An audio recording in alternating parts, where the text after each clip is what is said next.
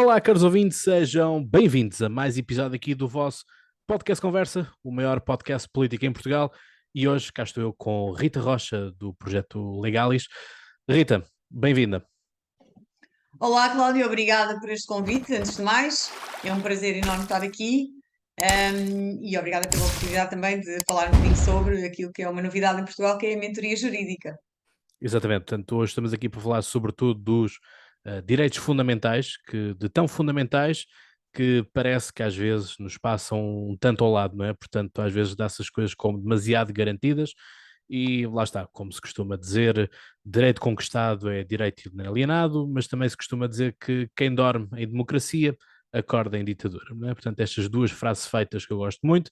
Mas antes de passarmos aqui ao episódio propriamente dito, eu apenas tenho aqui para vocês uma mensagem, que é, eu obviamente conto com o vosso apoio naquilo que é a partilha e divulgação dos episódios, mas também de alguns tempos para cá tenho estado a assistir a uma coisa bastante triste, parece que há um ataque velado ao Podcast Conversa, em que claramente as classificações estão a ser baixadas através de alguém, que ainda não consegui descobrir quem, mas já tenho pessoas a tratar disso, que estão a fazer proposadamente votações de apenas uma estrela. Portanto, isto aqui são as médias, portanto, toca quem puder ajudar. Muito simples, no Spotify, na Apple Podcast, é só darem as 5 estrelas para, enfim, fazer com que o ranking volte às 5 estrelas que estavam, pela excelência deste podcast, e também assim podermos continuar a ser sugeridos, porque obviamente o intuito é baixar a divulgação dos episódios, obviamente que eu tenho visto isso a notar e de tanto começar a pensar do porquê que seria, quando fui ver as classificações, depois percebi. Portanto, conto mesmo com o teu apoio, não te custa nada, é só avaliares com 5 estrelas ou 4 estrelas, se assim o quiseres, este podcast. Rita, muitos de nós começámos a ver a Rita, sobretudo neste enquadramento da pandemia. Pessoalmente, eu fui assim que comecei a receber e a ver os seus Reels no Instagram a serem partilhados nas stories de muitos amigos meus e algumas vezes também o partilhei, sobretudo com a questão vamos chamar assim, de uma anulação, de uma supressão de direitos básicos que as pessoas têm e que com os sucessivos estados de emergência e com decisões tomadas em Conselho de Ministros, onde o Primeiro-Ministro e os seus ministros põem e dispõem do que querem, porque é em Conselho de Ministros, portanto não há votação, e portanto também mesmo que houvesse votação no cenário político-partidário que temos hoje em dia, o Partido Socialista tem maioria absoluta, portanto nada feito, mas obviamente que nós entramos em pandemia com o governo do Partido Socialista com uma maioria relativa, portanto, ou seja, também houve alguma oposição a ser feita, mas a questão aqui é, ao fim e ao cabo, o que é que se perdeu? E qual é a noção que as pessoas tiveram ou não tiveram? Houve muitas vezes também um outro Reels que foi partilhado, do Jordan Peterson, enfim, há quem gosta, há quem não goste, pelas suas mais variadas razões, porque também há alguém que, além de tocar na ferida, ainda põe sal na ferida e roda a ferida, de muitas pessoas. Eu pessoalmente gosto muito do Jordan Peterson, em que ele exemplificou que o governo basicamente espezinha a pessoa até a pessoa começar a gritar e essa pessoa já andou uns quantos milímetros e depois a partir daí vai ser sempre voltar a espezinhar até avançar mais um e de tempos a tempos vamos nós perdendo os nossos direitos e a verdade é que nós assistimos a simples seguranças de centros comerciais a tornarem-se nas grandes autoridades morais e jurídicas políticas um, enfim, é quase o típico presidente da junta, não é? Portanto, como é que chegamos a este ponto? Cláudio, antes de mais nada, também deixe-me que lhe diga que sou grande fã do Jordan Peterson e também do Andrew Tate, por exemplo. Subscrevo muitas das posições deles, não todas, obviamente, não podemos estar de acordo com tudo, não somos todos iguais. Para responder à sua primeira pergunta, efetivamente, durante o ano 2020, por mais estranho que possa parecer, todos os estados de emergência que foram decretados ilegal e inconstitucionalmente, portanto, são todos eles ilegais substancialmente e formalmente. Qualquer pessoa que tenha estudado meio ano de Direito sabe responder-lhe esta pergunta, que é uma pergunta básica nos primeiros anos da faculdade, Então, portanto, porquê que o toda a gente Marcelo sabe Rebelo de isto. Sousa, catedrático em Direito, não boicotou? Cláudio, isso é uma pergunta que terá de lhe fazer a ele, Certo, pronto, aqui é apenas uma pergunta que eu deixo assim no não ar. é? Porque o Sr. Presidente da República tem poderes para isso, evidentemente, para vetar, para impedir que leis inconstitucionais sejam eventualmente aprovadas. Se não o fez, isso é uma pergunta que só ele pode responder. Efetivamente, o professor Marcelo Rebelo de Sousa é um constitucionalista, mas há outros, como o Dr. Paulo Otero, por exemplo, e outros tantos que vieram a público mais do que uma vez defender a constitucionalidade destes estados de emergência. Portanto, tudo o que se passou, digam o que disserem, porque está na Constituição da República Portuguesa, é letra da lei, está lá escrito, não é uma questão de opinião. Tudo o que se passou foi inconstitucional e ilegal, quer do ponto de vista formal, como do ponto de vista substancial. Portanto, conseguem preencher todos os requisitos. Depois, como é que chegámos até aqui? Muito provavelmente porque o medo, que é o maior inimigo da liberdade, tomou conta das pessoas e as pessoas, eu penso que naturalmente, num primeiro momento, deixaram de pensar, deixaram de raciocinar. Alguns conseguiriam, eventualmente mais tarde, sair dessa bolha, mas a grande parte não consegue sair dessa bolha em que se deixaram envolver. E por isso é verdade, é como disse o Jordan Peterson, sem dúvida nenhuma, aliás, um psicólogo conceituadíssimo como ele, deve saber do que está a falar, nada melhor do que um experimentado profissional em terapias comportamentais, por exemplo, para explicar isto, e por isso não sou eu, não é da minha área. A percepção que eu tenho é que as pessoas foram envolvidas numa bolha, um trabalho excelente de programação neurolinguística, marketing de massas e por aí fora, e as pessoas foram envolvidas nisto. Algumas conseguiram sair depois do primeiro impacto e outras, infelizmente, até hoje não conseguem sair. Claro que neste processo, grande parte dos cidadãos que não tinham consciência sequer que direitos tinham, começaram a perceber-se quando os perderam da existência desses direitos e começaram naturalmente a preocupar-se e a perguntar-se e a procurar informação e por aí fora. Por exemplo, eu tenho uma aluna que me disse ainda há uns tempos atrás, numa formação, um, referente-se a ela própria, que nós não sabemos que não sabemos. Portanto, as pessoas não tenham noção que não sabiam determinadas coisas. Eh, era algo completamente estranho. E, e de facto, com essa perda, eu diria, gritante dos direitos fundamentais, as pessoas, algumas, começaram a questionar-se, começaram a procurar informação, começaram a duvidar até.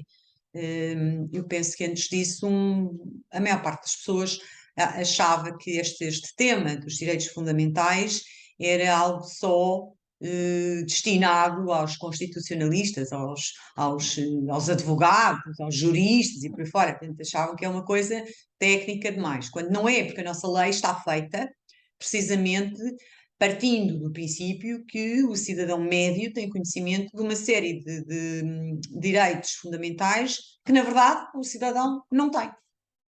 A própria lei está construída, o sistema jurídico está construído partindo do princípio que o cidadão normal conhece os seus direitos fundamentais e, portanto, até uma determinada fasquia não precisa de uma ajuda técnica. E por isso eu diria que 99% das pessoas nem sabiam que isto era assim. Hum. Não fazem ideia Todavia, que isto o é assim. juridiquês muitas vezes não ajuda, não é? Eu não sei o que é que entende por juridiquês. Bem, o juridiquês acaba por ser uma piada de muitos estudantes de direito, ou seja, quase uma linguagem própria dos juristas, vamos pôr assim, que é basicamente quando alguém acaba um curso de direito é jurista, ou os Não aspirantes a ajuda, jurista. não, não ajuda, claro que não, não ajuda de maneira nenhuma, Porque mas não é uma essa linguagem linguagem corrente, não é uma linguagem normal. Essa linguagem não é uma linguagem, obviamente, para as massas, como é lógico, é uma linguagem para os tribunais. Não tem nada a ver com a linguagem para as massas.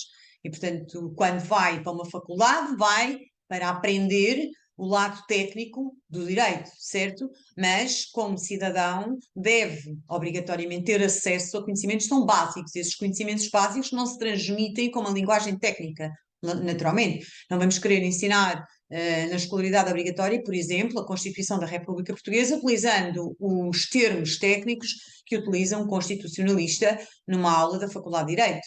Não faz sentido. Portanto, não é isso. O tema não está aí. O tema está em que as pessoas não têm acesso a este conhecimento básico, que devia fazer parte da escolaridade obrigatória, como é lógico. Eu fiz, por exemplo, um dos conteúdos que teve mais visualizações foi um vídeo que filmei com jovens dos 17 e 18 anos, em que dos 10 ou 15, a quem perguntei se conheciam a Constituição da se sabem o que é a Constituição da República Portuguesa, 100% responderam que não. E, portanto, se não sabem, é também porque na escolaridade obrigatória não nos forneceram, exatamente, porque na escolaridade Eu tenho obrigatória sempre não nos comigo forneceram. que é, esta E é porquê uma é que isto questão acontece? que é do próprio Parlamento, portanto, com a sétima revisão, que foi a última, Foi a do José última. Sócrates, e Portanto, se os portanto tenho-o jovens sempre. não têm este conhecimento, a culpa é claramente do Estado, porque o Estado não nos dá as ferramentas para eles terem noção do que são os direitos fundamentais e saberem o que é a Constituição da República Portuguesa, que é somente a lei suprema deste país. Portanto, não há nada que esteja acima da Constituição ou que possa sequer ir contra a Constituição. Portanto, se os jovens não sabem isto, dos 30 aos 40 também raramente sabem, dos 20 aos 30 também sabem muito pouco, e portanto, se não sabem, é porque essa informação, é porque esse conhecimento não é disponibilizado, por exemplo, na escolaridade obrigatória. Já para não falar, enfim, noutros veículos de comunicação, mas na escolaridade obrigatória, que é onde se formam as pessoas, e já que é escolaridade obrigatória, isto era essencial. Portanto, isto tudo a propósito da linguagem técnica. A linguagem técnica não é para massas, a linguagem técnica é para os técnicos. Portanto, não é disso que se trata. Trata-se claramente de uma lacuna grave do sistema educativo e das modalidades educativas do sistema educativo português, que não garante aos cidadãos uma formação cívica, uma formação em cidadania, que não nos ensina, por exemplo, o que é uma Constituição, que não nos ensina sequer o que é uma lei, portanto, não fazem ideia de coisa nenhuma. E por isso, esse é que é o erro grave. E quando se ensina as massas, não se ensina usando uma terminologia técnica, como é óbvio. Na Revolução Francesa, quando foi feita e quando começaram todas as várias constituições, porque existiram várias fases dentro da Revolução Francesa, o próprio Napoleão é colocado como estando no espectro da Revolução Francesa, mas durante o período do terror, portanto, o que nós conhecemos com a romantização da guilhotina de Robespierre, muitas das escolas aplicavam castigos corporais para as crianças saberem de cor alguns dos principais artigos da Constituição francesa. Isto é apenas aqui uma curiosidade. Obviamente que não estou aqui a defender castigos corporais, porque obviamente isso não faz sentido no ambiente escolar. A questão aqui é, poderíamos nós aproveitar uma disciplina que não é muito famigerada em Portugal, chamada Educação para a Cidadania, e colocarmos um módulo disto em vez de, se calhar, às vezes estamos a falar de coisas que não são de uso prático e essencial à vida? Essa é uma pergunta que me coloca a mim, eu não tenho responsabilidade nenhuma política naquilo Sim, que isto se aqui é passa em apenas uma opinião, Portugal, como é óbvio. lógico, e portanto, na minha opinião, essa disciplina nem deveria existir, não faz sentido nenhum. Cidadania é uma coisa, educação para a cidadania eu nem sequer sei o que é que quer dizer, e portanto é algo que já começa mal pelo nome. Portanto, é óbvio que tinha que haver, não só nos programas de história, nos programas de geografia, nos programas de português, uma componente cívica, como é evidente que não há, foi excluída já há muitos anos, não é de agora. Essa disciplina que me fala, que eu conheço transversalmente pela aberração que é e pela tentativa que é obscena de tentar de manipular a cabeça das crianças e jovens, não serve, obviamente, para nada, a não ser para doutrinar. E se quisessem, eventualmente, uma disciplina dedicada à cidadania, ela teria que ter conteúdos de cidadania e não conteúdos ideológicos, que, aliás, é uma prática proibida pela Constituição da República Portuguesa. O Estado não pode programar a educação de acordo com ideologias. O que dizer então deste caso de Famalicão?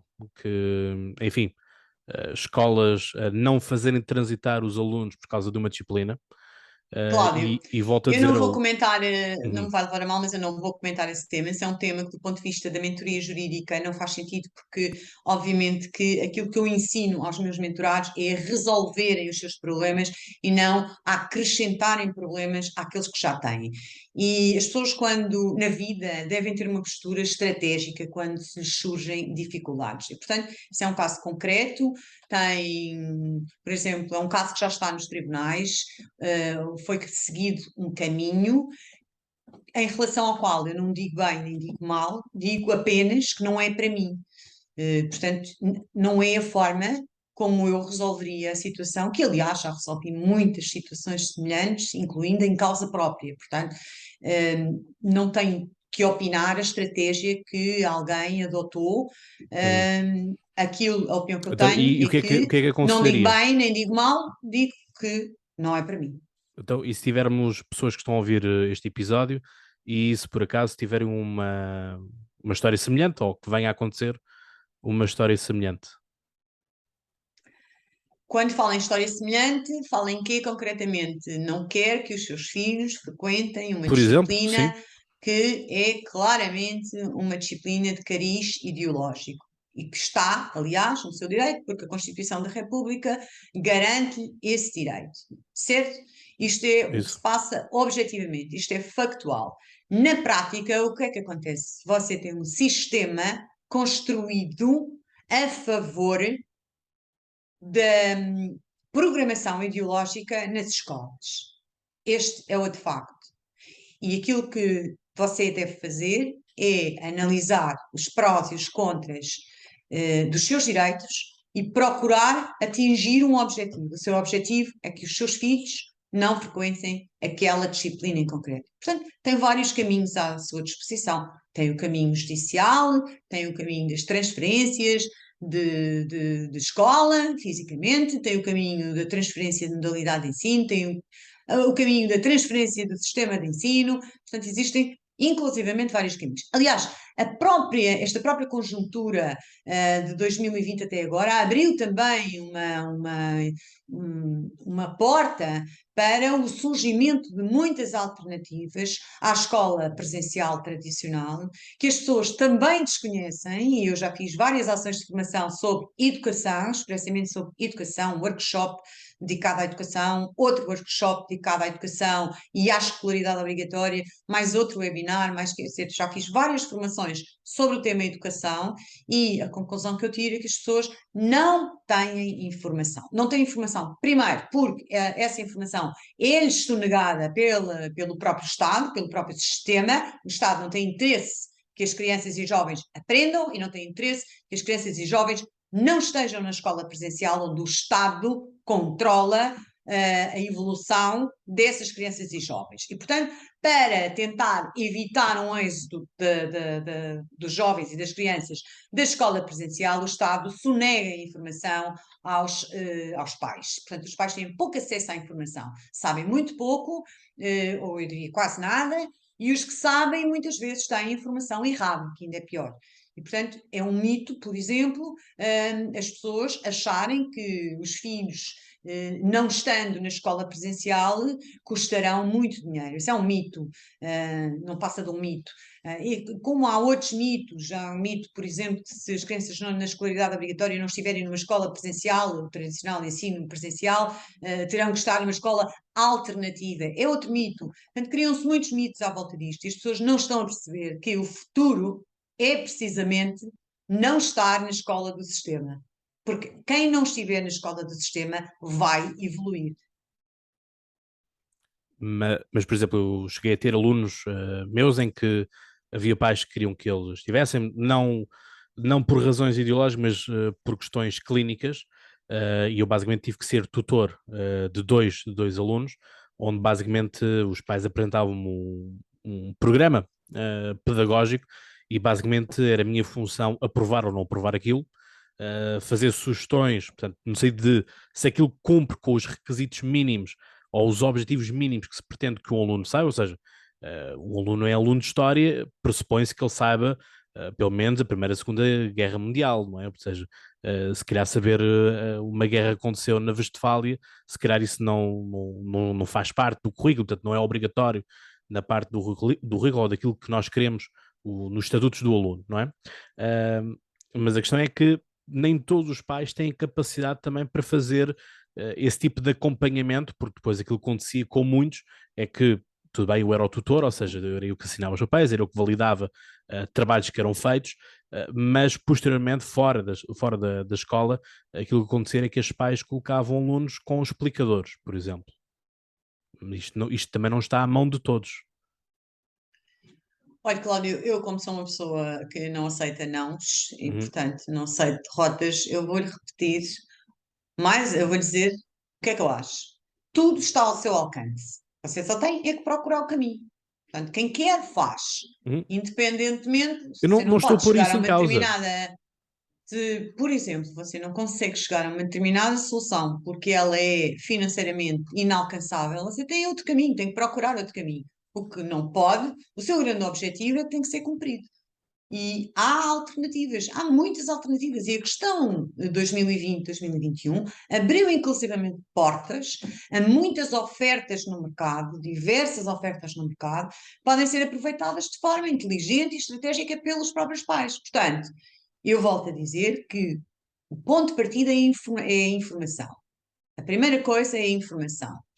E depois de informar, de saber, de conhecer, de tomar uma decisão. Porque, obviamente, você não pode sentir-se obrigado a ter os seus filhos num local onde eles não são felizes. Isso leva-me a uma questão também muito interessante, que é esse tema, esse mindset derrotista, que é a questão dos familiares nos lares. As pessoas conformam-se porque, Sim. não tenho dinheiro para pôr o meu familiar no outro lar. Ouça, então vai deixá-lo morrer no lar onde ele está. Portanto, isso é uma linha de raciocínio que eu tenho dificuldade em compreender e aceitar.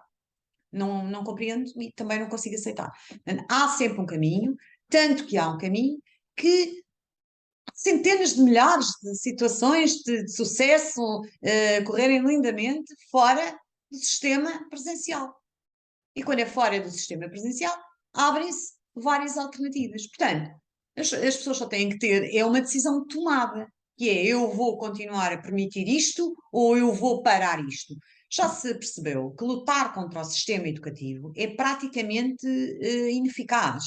É um dispêndio de energias e tem muito poucos resultados, enfim, eu já não digo positivos, mas vá gratificantes. Portanto, se isso já se percebeu, então há que ser inteligente e procurar outro caminho. Porque há sempre outro caminho, só não há alternativa para a morte.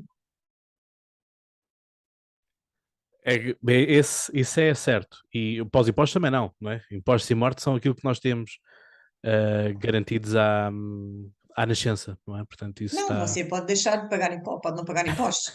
Agora, morrer, você não tem mesmo alternativa, vai de certeza morrer. Portanto, só não há mesmo alternativa para a morte. O resto, as pessoas têm aqui.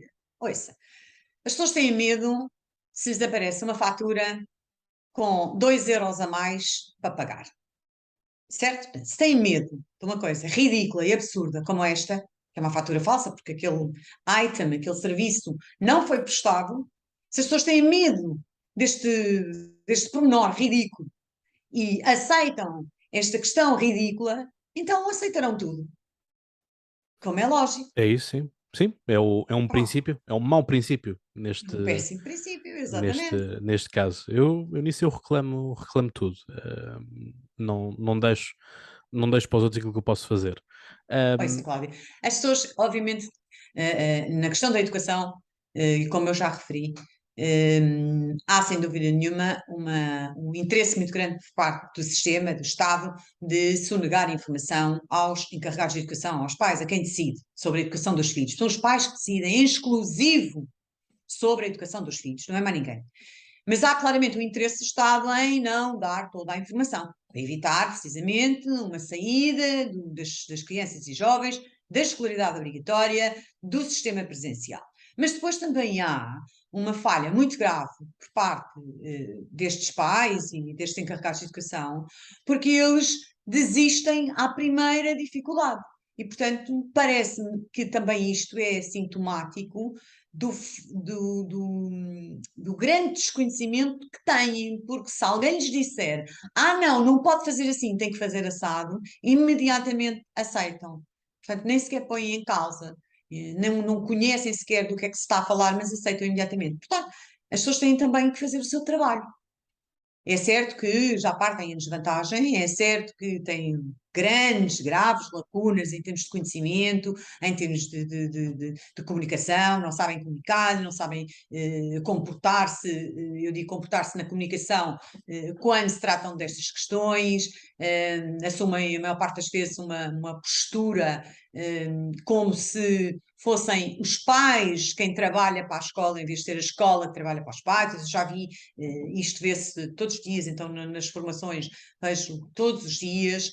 As pessoas não têm noção, por exemplo, que um professor trabalha, é um empregado, trabalha para os pais, não é ao contrário, e portanto é um funcionário público que trabalha para os pais, trabalha para as crianças, não trabalha para a escola, como erradamente se pensa, trabalha para o povo, porque é um funcionário público. E tem deveres, aliás, acrescidos pelo facto de ser funcionário público. Portanto, as pessoas, quando vão a uma reunião com o diretor de turma, vão a essa reunião como se fossem, eu não sei, uma Assembleia Geral da ONU ou uma coisa deste género, como se fosse uma coisa absolutamente difícil, traumática, intimidante, que não faz sentido nenhum.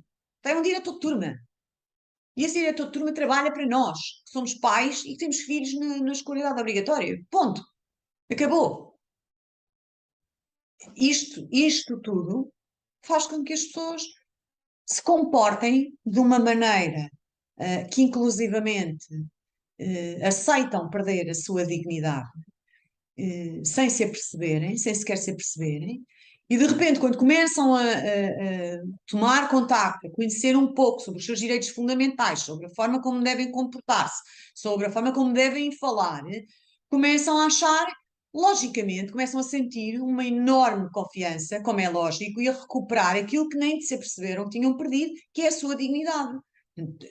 Há é que estimular as pessoas a continuarem à procura do que são os seus direitos, porque isso é essencial para viverem em sociedade. Senão, é como disse no início, o segurança do centro comercial vai mandar em si. É. Ou Todavia pior, vai também, mandar nos seus filhos. todavia também, também devo aqui acrescentar, enquanto ex-professor, não no ensino público, mas sim no privado, que também temos estado a ver uma grande mudança na forma, na relação professor-pai, ou seja, se antigamente, no tempo da outra senhora, tínhamos os professores, os mestres de escola, como também muitas vezes eram apelidados, de que mandavam quase na aldeia toda, não é? Portanto, tinham uma grande autoridade e podiam fazer o que lhes apetecesse. Hoje em dia também está a acontecer o inverso, não é? Portanto, os pais também hoje em dia fazem quase tudo aquilo que lhes apetece, e eu próprio tive situações um tanto desagradáveis, e aí também é preciso os professores imporem também as coisas, porque às vezes não, ou seja, não é só nós acharmos que temos razão que as coisas se solucionam, não é? Ou seja, acho que o caminho do diálogo deve ser sempre o a seguir, não é? Portanto, e há aquelas pessoas que vêm logo inflamadas para, Mas para este reuniões, não é? podcast não é sobre educação, certo? Não, não é, mas Não. apenas De estou qualquer aqui maneira, eu não conheço a a dar realidade o. atualmente, porque estou fora do sistema há bastante tempo, felizmente. No entanto, parece-me que os professores, enquanto funcionários e enquanto, enfim, detentores de uma missão muitíssimo importante, nunca deveriam compactuar com determinadas situações gravíssimas. Portanto, as pessoas têm a sua responsabilidade, como é lógico. Segundo lugar, os professores existem para ensinar, não existem para educar, existem para ensinar. Totalmente de E os acordo. professores deviam E é o ser que, os e é o que está a primeiros. acontecer hoje em dia, não é? Pronto. E os professores deviam ser os primeiros a recusarem-se a fazer algo que não está dentro das suas competências, que é ensinar, Educar. certo? Educar, Não, as o pessoas não inverso. educam. As pessoas não educam, as pessoas É isso. ensinam, A Rita disse certo? ao contrário. Exato.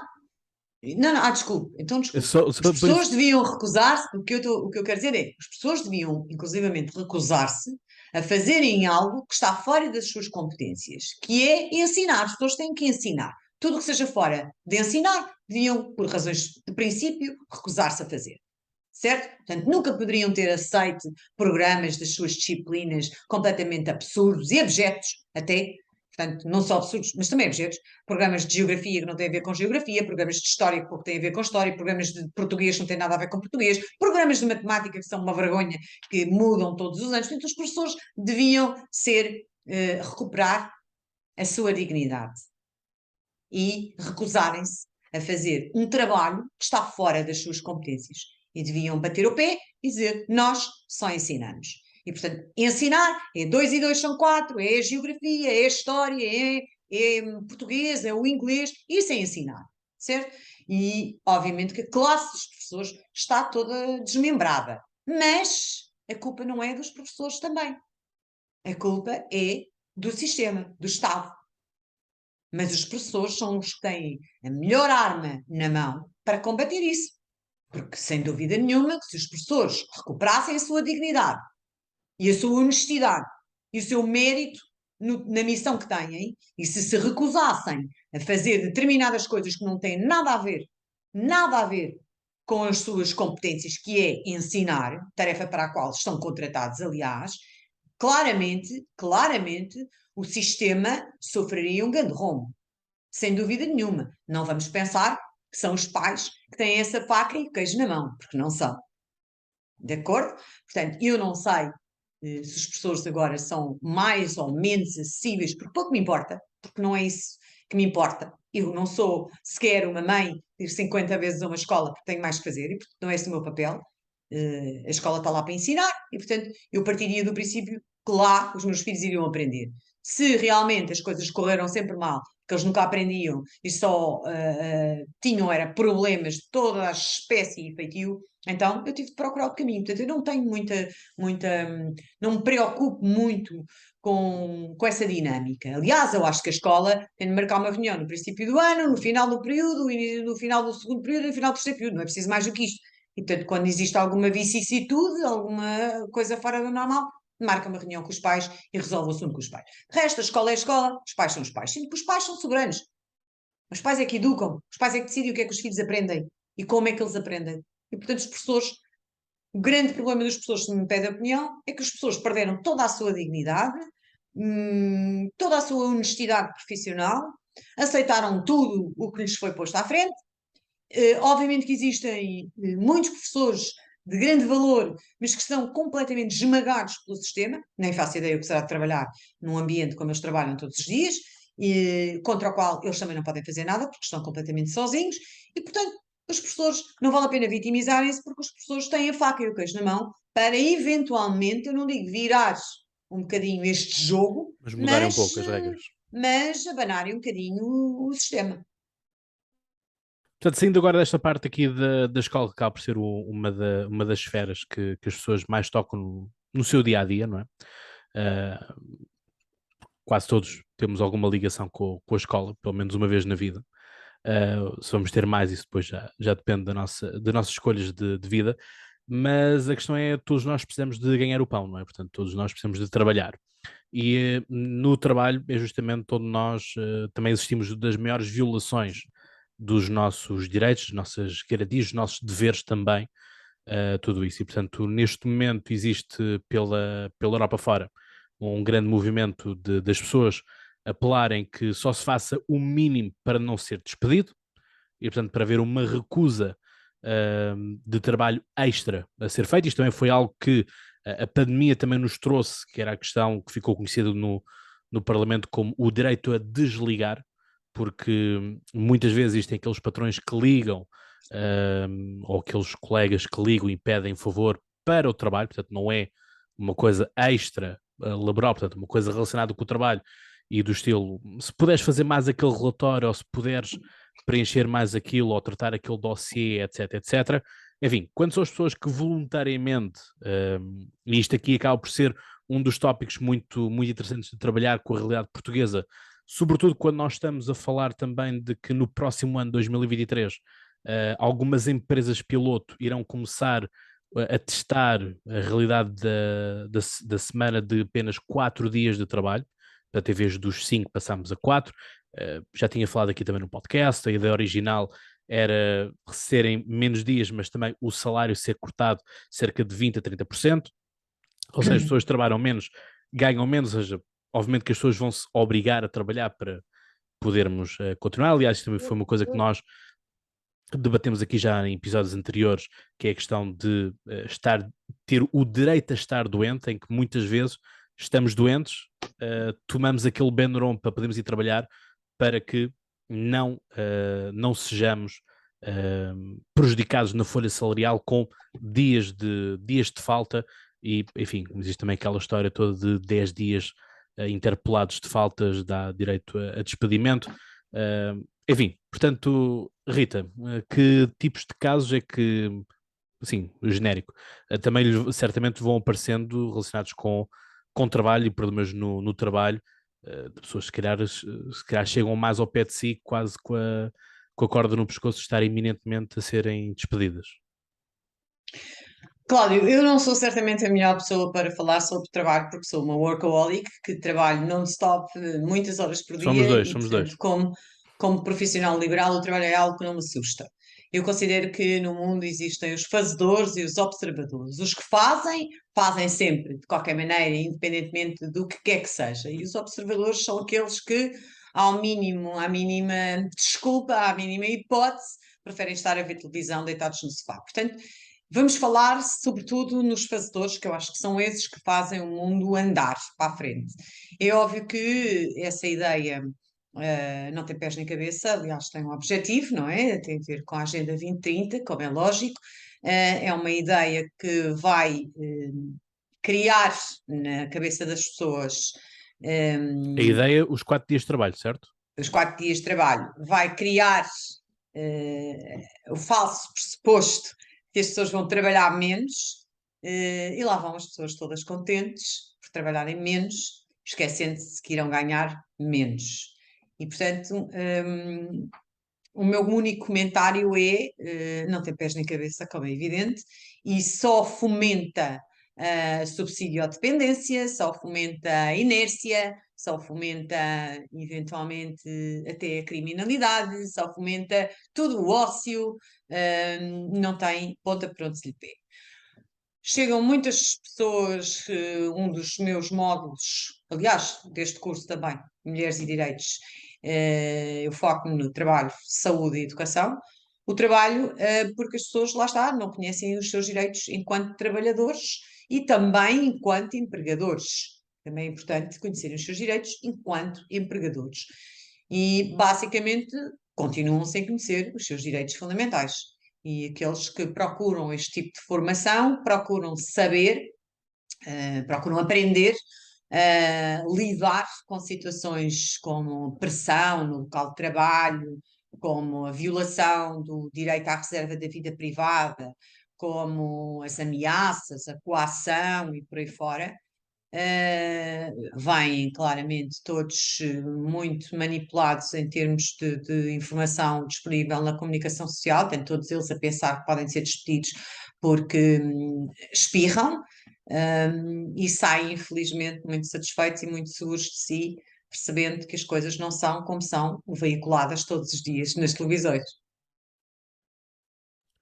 É que, lá está, como eu estava aqui a falar, isto também acaba por ser uma realidade muito portuguesa, que é a questão de haverem pessoas que ficam no escritório, ou até mesmo outras pessoas com outro tipo de trabalhos, que ficam a fazer mais daquilo que estava. E isso às vezes, com amigos meus de regiões do centro e norte da Europa, acaba por ser um pouco de motivo de gozo quando às vezes conto algumas histórias em que a questão que eles perguntam é: mas essa pessoa é produtiva, essa pessoa consegue, porque é que essa pessoa não consegue efetuar o trabalho todo nas 8 horas diárias estipuladas, ou 7 horas, ou 6 horas, depende dos códigos laborais pela Europa. E portanto, ou seja, por um lado é bem visto, por outro lado é mal visto, mas a questão é: as pessoas só devem trabalhar aquilo que o seu contrato de trabalho diz. Isto Claro, Isto no sentido de quando estamos a falar de empregado claro, de outra, não é? Porque obviamente as profissões liberais, quer seja um claro, contabilista, um advogado, até claro, podem estar noite e claro dia que a só devem. trabalhar por um Com cliente certeza, ou aliás, vários. e tem que estar, e tem que estar. Aliás, claro que só devem trabalhar aquilo que está no seu contrato de trabalho, quer em termos de função, quer em termos de horário, quer em termos de retribuição, enfim, e por aí fora. Se está no contrato, tem de cumprir o contrato. Tudo o que não esteja no contrato tem que ser alterado por acordo entre as partes. E, portanto, tem de haver um acordo, que eu também não sei como é que vão eventualmente implementar essa modalidade, essa trend, porque vai ser uma trend, sem o acordo dos trabalhadores. Lá está, vão ter que fazer um marketing muito bom junto dos trabalhadores para os convencerem a concordarem com essas alterações, porque essas alterações não podem ser feitas, depois de existirem contratos de trabalho em vigor, a não ser por acordo. Ou seja, se o nosso patrão ou patroa, depende, chegar ao pé de nós e pedir-nos mais trabalho, é recusarmos e se houver coação, tribunal. Mais ou menos. Vale para um lado ou para o outro. Sim, Se sim, o sim. patrão disser a partir da manhã só trabalha 3 horas, ou se o patrão disser eu a partir da manhã preciso que venha mais 2 horas, é igual, do ponto de vista dos direitos do trabalhador, é igual. E portanto, seguir para Portanto, tribunal só depois. se o trabalhador aceitar, como é lógico. Repare, não, as pessoas veem logo todos os conflitos como um ponto, em termos de direitos, um ponto de partida para uma ida para tribunal. Eu tenho cerca de, um universo de, eu diria, 3.500 pessoas entre formações e o Master em Direitos Fundamentais, e, enfim, nestes últimos quase 2 anos, de legalis enquanto mentoria jurídica, e eu não tenho nenhum feedback, nenhum mentorado ou ninguém que tenha assistido a alguma formação, a um evento, que tenha tido um problema que não tenha conseguido resolver sem ter de ir a tribunal. Portanto, as pessoas não têm que pensar que, a partir do momento em que há uma violação de direitos, a única saída é ter que ir para tribunal. É outro mito. É outro mito. Portanto, conversação, vai-se para o gabinete e tudo tranquilo. Não, antes de mais nada, tudo tem a ver com o comportamento, Uhum. com a segurança de cada um. Porque repara uma coisa, se o patrão chega e diz, eu a partir da manhã preciso que venha 2 horas a mais, e se eu disser, lamento imenso, eu gostava de vir, mas também vou receber 2 horas a mais? Não, não vai. Então, olha, eu peço imensa desculpa, mas não vou poder vir. Sim, sim, pronto, aqui a questão é, às vezes há aqueles patrões que fazem equação, não é? Isso aí já é crime, não é? Mas ouça, para ser coagido, Uhum. para se sentir coagido, tem de se sentir, não é? Tem de deixar que alguém o intimide a esse ponto. Portanto, alguém pode intimidar-me, pode ameaçar-me, pode injuriar-me, pode coagir-me, mas eu posso ficar exatamente na mesma e apresentar uma queixa-crime ainda por cima. Portanto, as pessoas, cada um é que tem o controle daquilo que os outros nos fazem a nós. Para mim, o patrão pode-me coagir, ameaçar, insultar. Ele sofrerá consequências. Eu não. É-me Uhum. indiferente. A única chatice que eu vou ter é, se tiver o suficiente, vou apresentar uma queixa-crime. Lá está. É o medo. Antecipado. Portanto, a pessoa já vai antecipadamente com medo. Antes sequer de ter um problema. Antes sequer de saber o que é que vai acontecer. Portanto, antes sequer de dizer o que quer que seja, já vai com medo. O medo é o maior inimigo da liberdade. Uhum. Ninguém é livre e dono de si próprio se viver permanentemente com medo do patrão, com medo do diretor, com medo da diretora de turma, com medo do diretor do agrupamento, com medo do médico, com medo do diretor do hospital, com medo. Ninguém é dono de si próprio se viver permanentemente com medo. Uhum. Uma das áreas que tem estado também em voga, e aliás foi justamente há 5 episódios atrás, mais coisa menos coisa, foi a propósito, o podcast esteve na Assembleia da República, na vigília organizada pelo Observatório da Violência Obstétrica, é também esta questão toda dos direitos da saúde e a questão das grávidas, e nós temos estado a assistir a estes últimos tempos com as grávidas que têm que andar a fazer maratonas para poder ter os seus bebés, não é? Portanto, e às vezes existem aqueles casos que não correm bem.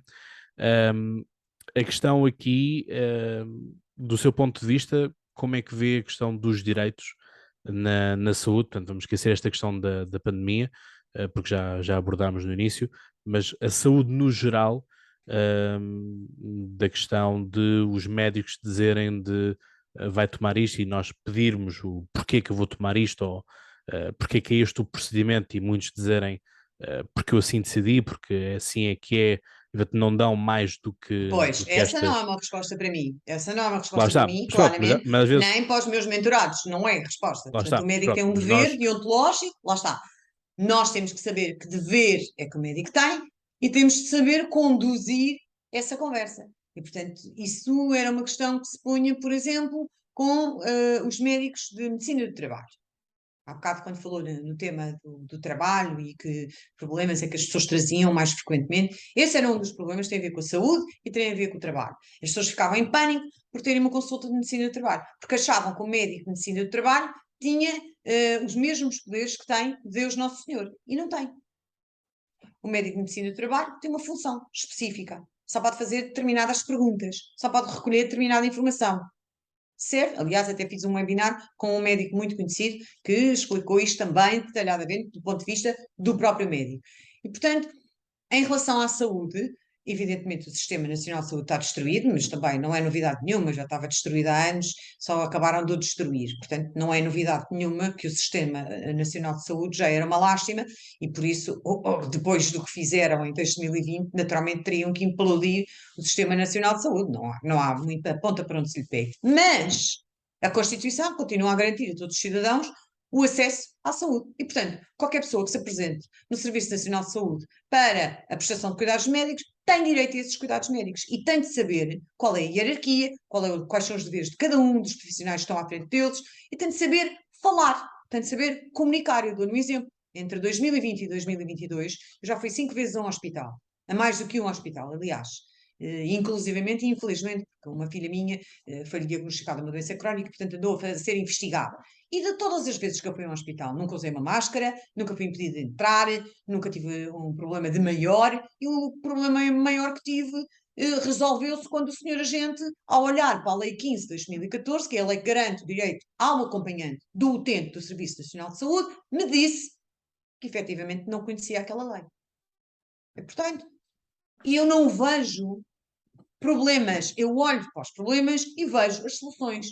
E as pessoas normalmente não estão focadas nisto, estão focadas no problema e naquela roda gigantesca que se vai transformando numa avalanche de problemas atrás de problemas. Porque basta o segurança dizer que não pode entrar, não entra. Basta não sei o que dizer que não admite no serviço de urgência, não admite. Basta não sei o que dizer que faz assim, faz. Existe, sem dúvida nenhuma, um Serviço Nacional de Saúde destruído.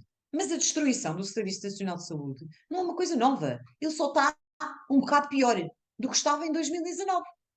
Porque em matéria de direitos, aquilo que diz respeito aos direitos dos cidadãos, dos utentes e mesmo dos profissionais de saúde, é tudo igual. A Constituição é a mesma, a lei é a mesma, a Lei de Bases da Saúde e a Lei 15 de 2014 são as mesmas. São anteriores a 2020. Não foram agora promulgadas depois de 2020. Portanto, elas são as mesmas. Portanto, direitos e deveres são os mesmos. Eu não quero saber se há menos profissionais de saúde, se não há médicos, se não há ambulâncias, se não há medicamentos. Eu não quero saber. Eu tenho o direito de ser assistida e vou ser assistida. Ponto. E, portanto, se eu tiver dificuldades, eu sei que caminho hei de tomar. Eu sei quem devo chamar, eu sei quem devo responsabilizar e os cuidados são prestados. Eu tive uma situação o ano passado de uma aluna minha, por acaso está num curso meu agora, que envolvia uma criança de 2 anos e o Hospital Pediátrico de Coimbra, em que ela esteve meses a ser praticamente coagida, para não dizer mais, porque não aceitava a prática de um determinado ato médico para a criança poder fazer um exame. E isto tudo passava-se em Coimbra. E essa senhora resolveu o problema dela fazendo 2 sessões de mentoria comigo e dezenas de telefonemas, sim, é verdade, que não tiveram a ver com essas sessões, e acabou por resolver o problema dela. E hoje em dia tem, efetivamente, um processo contra aquela equipa médica com toda a razão. Com toda a razão. Portanto, as pessoas têm de saber que direitos têm. Não podem ficar de braços cruzados à espera que alguém venha resolver. Eu também tive situações, mais do que uma, em que me pediram para eu ir lá resolver. Não! Não! Uma delas foi no Hospital da Almada, por exemplo. E, portanto, não é assim. Porque as pessoas são capazes de fazer. Têm é que ter o conhecimento e a técnica. O resto conseguem, independentemente da personalidade que tenham. Independentemente de serem tímidos, introvertidos, não interessa. Eu já tive pessoas que tinham imensos problemas em falar, por exemplo, nas aulas que dou, e que ao fim de 3 ou 4 aulas tinham estado de câmara ligada e a falar e a participar. Portanto, isto é tudo, tem a ver com treino. Tudo se treina, tudo se trabalha. Só não consegue trabalhar aquilo que é uma questão de personalidade. O que é comportamental consegue-se trabalhar. E, portanto, ninguém exige aos cidadãos que eles saibam o que sabe um advogado, um jurista, um juiz, um procurador. Não. Mas é exigível que saibam os mínimos para poderem viver tranquilamente.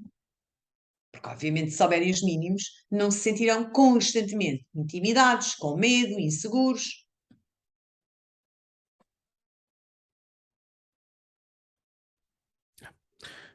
A questão é, além das suas mentorias, e sem as pessoas quererem ir atrás dos códigos, código de trabalho, código civil, leis, portanto, ou seja, irem àquelas partes que às vezes exigem um pouco mais de técnica ou de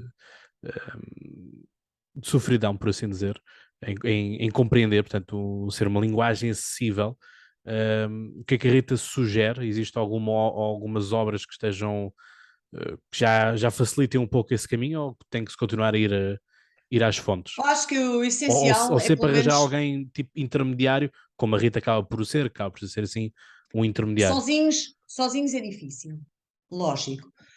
Eu tenho muita gente que diz que tem aprendido muito só com os conteúdos totalmente gratuitos. E é verdade, sim. Do Consegue-se seu aprender Instagram, é muito. isso? Sim, há muita gente, eu tenho muito feedback desse género, dizendo que aprende-se muito, obrigada por estes conteúdos, etc. E realmente, sim, conseguem aprender bastante. Há muito conteúdo que é interessante e que é bom, que o guardem e que façam uso dele. Mas, evidentemente, acho que é um manual essencial as pessoas conhecerem a Constituição, que é uma coisa que se lê com muita facilidade. É preciso ler com olhos de ler. Muita gente lê sem se perceber do que está lá escrito. Isso até me acontece às vezes nas aulas que dou, as pessoas lerem e à segunda vez estão a ler e portanto é preciso ler com paciência. A Constituição é uma coisa fácil de ler. Não foi escrita para eruditos, foi escrita para o povo, como é lógico, como qualquer outra Constituição no mundo. E da Constituição já se consegue saber muito. Agora, claro, sem nenhum background, sem nenhum contacto com nada disto ao longo da vida toda. Naturalmente é difícil tirar coelhos da cartola, sem dúvida nenhuma, como é lógico, não é? Eu também, se fosse, imagino que é eu agora ir tentar aprender sobre arquitetura, a fazer desenhar casas. Não é fácil, não é? Eu se calhar conseguiria desenhar um anexo, mas não passava daí, não é? Portanto, isto mal comparado é mais ou menos assim. As pessoas, como não têm nada, como não têm alicerces nenhuns, é muito difícil começarem pelo fim, sem dúvida nenhuma. Agora, que eu acho que é essencial as pessoas terem pelo menos a Constituição, que é o mínimo, porque já lhes dá uma certa bagagem, já lhes dá um certo conforto. Podem até não saber bem interpretar, ou podem até interpretar de forma errada, mas pelo menos têm uma noção do que é a Constituição, para que é que ela serve. Eu diria que, começando pela Constituição, já é um princípio. Por que não a Rita publicar um livro com assim um manual? Portanto, ou Eu seja, escrevi um. por Não, prescrito as suas mentorias. eu escrevi um. Não é fácil, porque a mentoria também é algo que se vai adaptando à pessoa ou ao grupo, certo? E, portanto, ao contrário do que as pessoas pensam, e é por isso que eu só tenho 3 turmas e não, acho que não vou abrir mais nenhuma este ano, que é quase impossível, é que a mentoria é algo que vai acompanhando as dinâmicas do próprio grupo, não é algo formatado. Portanto, isto não é como você comprar um curso online e ir assistindo quando quer, gravado. Aliás, as minhas aulas são todas ao vivo, eu acho que não há ninguém a fazer isto em Portugal, a dar cursos ao vivo, em direto, neste formato, certo?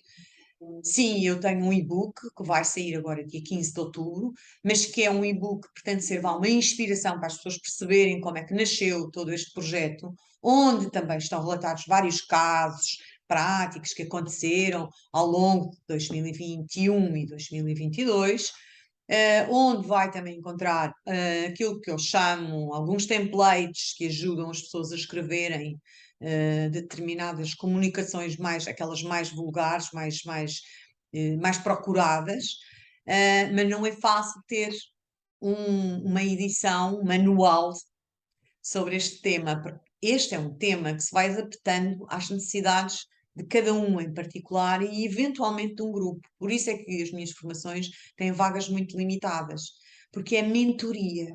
Porque eu não estou a ensinar-lhe direito, não é essa a ideia.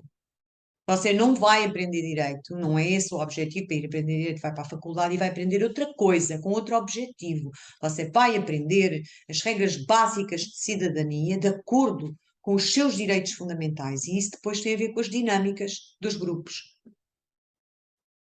certo? E por isso também tenho Certíssimo. uma mentoria individual. Agora até já tenho clientes empresariais, o que é muito bom, porque significa que pelo menos há 2 empresas que acharam interessante fazer uma mentoria de grupo para os seus colaboradores, adaptada, claro, aos temas em que eles acham que é necessário para a organização deles. Mas destas mentorias, também esta mentoria individual, por exemplo, para empresas, eu só aceito 6 pessoas por cada mentoria, porque lá está, é preciso ter um grupo com uma certa homogeneidade e perceber as dinâmicas do grupo e as necessidades. Por isso é que é mentoria e não é ensino aulas de direito constitucional, whatever, como quiser.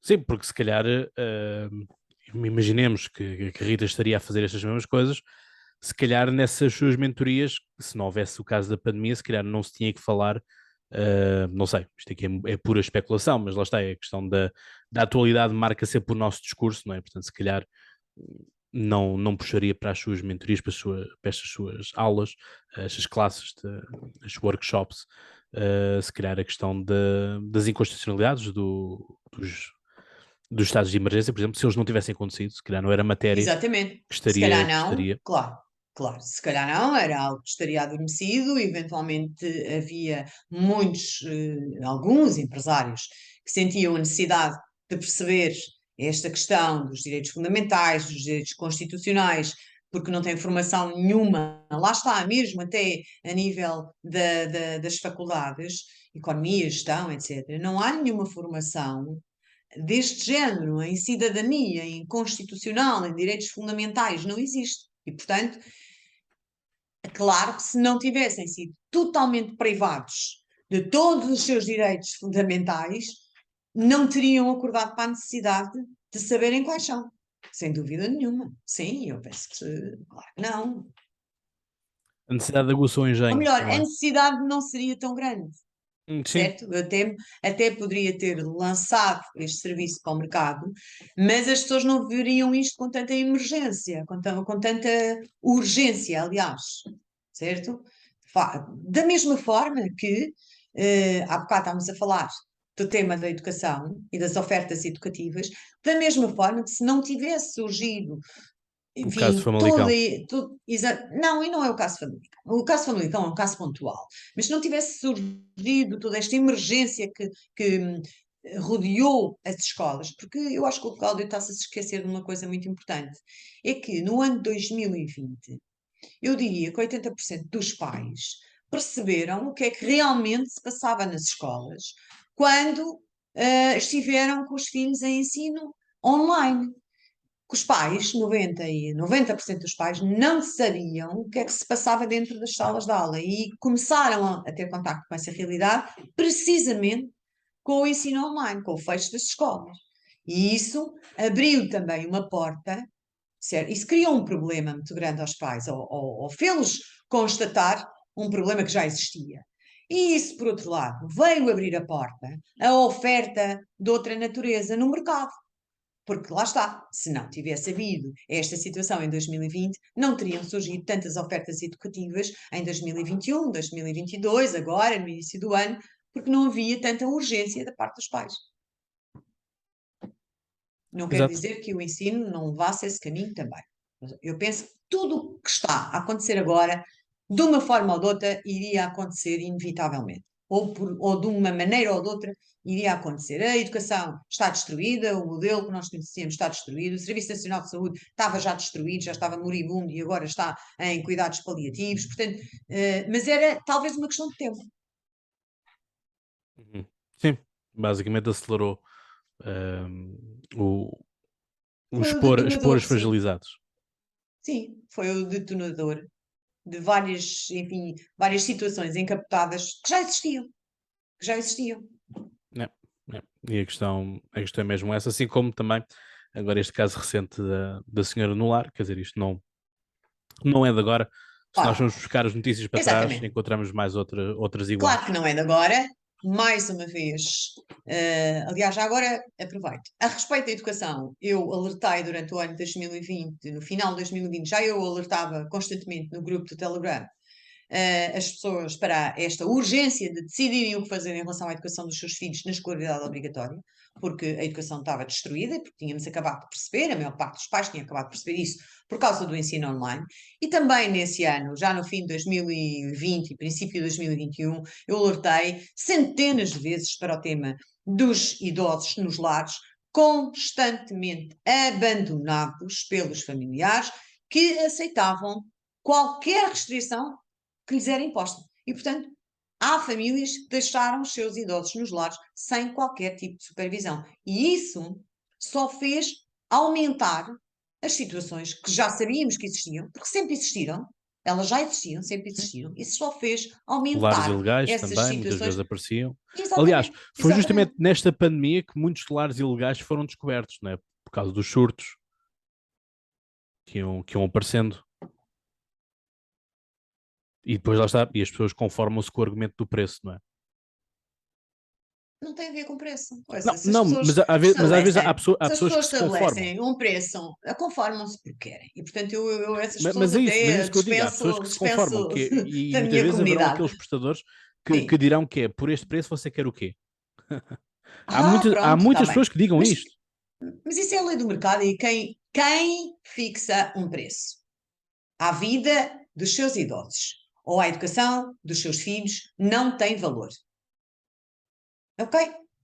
Não vai acrescentar nada à sociedade.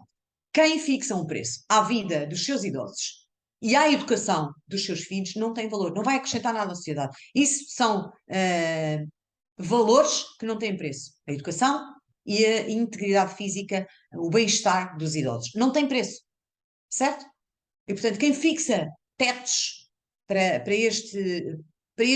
estas necessidades, então não tem valor, não vai acrescentar nada. Não se fixam preços, não é uma questão de preço. O preço é algo que você vai ver depois. E vai ver se pode, se não pode. Você tem que ter um objetivo. E não há preço para a educação de uma criança e de um jovem. Não há.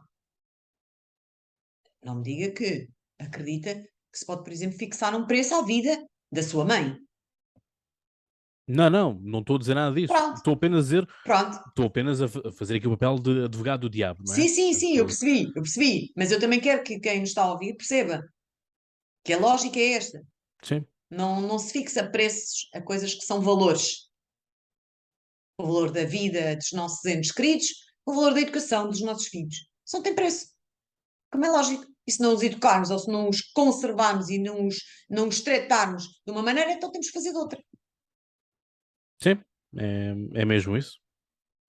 Mas é que é mesmo isso. Porque eu não posso, porque eu não sei o quê, porque eu tenho um emprego, porque eu tenho que ir trabalhar, porque não sei o quê. Então arranje outro, faça outro, descubra outra maneira. Agora, não pode de maneira nenhuma é deixar a sua mãe num lar 2 anos sem ver. Para depois aí descobrir, coberta de formigas, e ainda filmar e queixar-se ao responsável por aquela situação. Isso aí é complicado. É que é mesmo, aqui não há outra palavra senão abandono, não é? Isto não é deixar ao cuidado de outrem, isto é mesmo Abandono? abandono. Não, pessoas que estão 2 anos sem visitar os seus familiares, isso é abandono. Sim, é abandono. É isso que eu Claro, estou a dizer. claro, Portanto, abandono. não, Sim, pois, não, pensava que era da senhora não, não, não, do não, não, lar não, da não. Estou aqui a misericórdia. falar do Não, isso é caso abandono, geral. claro que sim. Repara, você nem sequer um preso abandona dessa maneira. Vai lá, nem que seja uma vez por ano ou 2 vezes por ano. Quer dizer, pelo amor de Deus, certo? É. Não pode. Há qualquer. E mais, é pena que as pessoas não se questionem, é porque é que há tanto interesse em vetar a entrada dos familiares nesses estabelecimentos de prestação de cuidados de saúde. Porquê é que há tanto interesse em vetar a entrada dos familiares? Só isto já devia ser um sinal de alerta, E entrada com entende? Porque a marcação? única forma de supervisionar o que se passa lá dentro é você entrar. Sim. Pronto, então as pessoas pelo menos que pensassem que porquê este súbito interesse em eu não entrar lá dentro? Ou Porquê? fazer com marcação, não é? Portanto, tem que se avisar quase um dia antes. Como queiram, não podem estar impedidos de visitar o seu familiar. Se está impedido de visitar o seu familiar, tem que o retirar desse ambiente. É a mesma coisa se fosse uma criança. Se você não pode entrar numa escola onde a sua criança passa a maior parte do dia, então tem que a retirar desse ambiente. Onde não tem acesso. Então subtraíram-lhe o filho. Então sequestraram-lhe a criança, subtraíram-lhe a criança. De acordo? Portanto, se você não pode entrar quando quer, ou quando precisa, ou quando é preciso dar um conforto, ou um período de adaptação, seja o que for, se você Uhum. não tem acesso, livre acesso, uma questão é ter livre acesso. Outra coisa é usar esse livre acesso para socializar em um caso onde não é para socializar. De acordo? Pronto. Totalmente de Portanto, mas acordo. você tem que ter livre acesso, porque senão estamos a falar da prisão de Caxias. E não é disso que estamos a falar. De Exato. acordo? Não, mas é mesmo isso. Portanto, para mim, às vezes estes casos a mim são um tanto, enfim, às É vezes o ser humano desconhecimento. surpreende-nos, não Basicamente é? é desconhecimento. Basicamente é desconhecimento. Sim, sim, não, mas o que eu estou a dizer é Reduz, estes casos reduz só. acontecerem assim de abandonos compulsivos, etc. Isto, o ser Não, humano não. surpreende-nos. Já antes destas situações, ou antes de 2020, havia uma grande taxa de abandono dos idosos em unidades prestadoras de cuidados de saúde. Sim, e Portanto, já nos havia, hospitais isso já também, era sim. uma coisa, e nos hospitais, que são unidades prestadoras de cuidados de saúde. Já havia, já existia, Uhum. certo? O que aconteceu a partir de 2020 foi proibir-se os familiares de acederem aos seus entes internados, quer em hospitais, quer em lares de terceira idade. O que é, lá está, ilegal. Completamente ilegal. É mesmo isso, e portanto é estarmos atentos àquilo que é legalmente fazível, não é? E portanto é Se você fazer for buscar investigação. um polícia e lhe pedir ajuda para cumprir uma lei, ele não vai recusar. A questão é como você vai comunicar naquele momento com esse agente da polícia, quando chegar a esse patamar. Uhum. Quando passadas as várias etapas, não é? Isto é como um jogo de PlayStation, como eu costumo dizer. Você passa vários níveis e chega realmente ao último nível, tem que chamar a polícia, não tem outra hipótese. A questão é, o polícia tem como missão garantir o cumprimento da lei. Uhum. Você tem a lei na mão. Como é que você vai comunicar esta sua necessidade, fazendo com que o polícia dê cumprimento à lei, exerça a sua missão? Sem desculpas, sem argumentação, sem, enfim, sem barulhos de fundo, sem restrições do hospital ou do não sei o quê. Depois o foco é como vai comunicar. É isso, é isso. Muitas vezes a comunicação não verbal fala mais do que a verbal, muitas vezes, não é?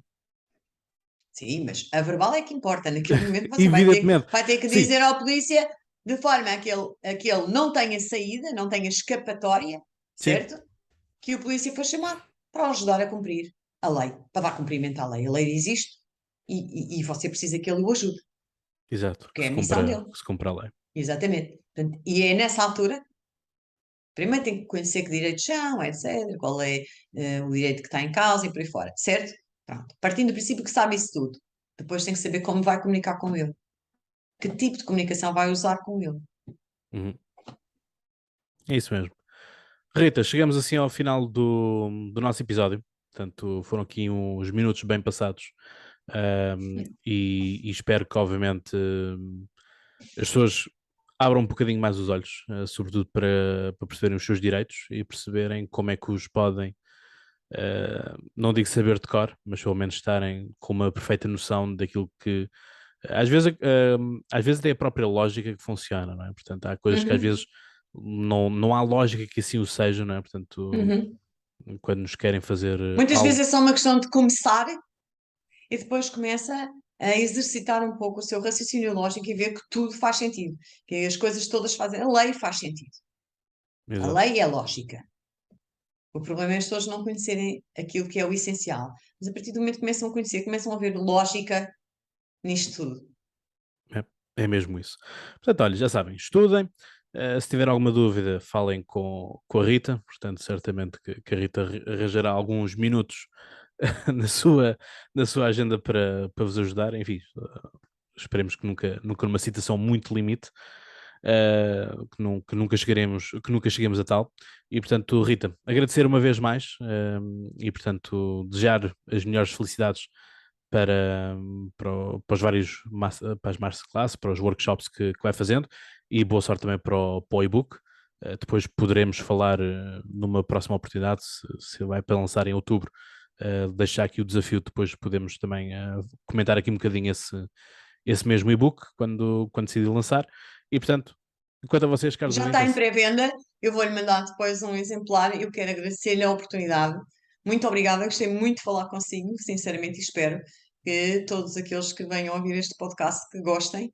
Fizemos aquilo que achámos ser o melhor para vocês todos. Portanto, muito obrigada, Cláudio, sinceramente. muito obrigado, Rita. E portanto, como eu costumo dizer, então vocês já sabem, partilhem, deixem o like, enviem isto àquele vosso amigo que continua a achar que as suas liberdades não foram deterioradas, ou aquele amigo que vocês sabem que tem uma situação complicada no trabalho. Enfim, partilhar é o mais importante. E portanto, como eu costumo dizer, e vocês sabem então, mais de cor, até lá tenham boas conversas. E já agora, conheçam os vossos direitos. Um abraço.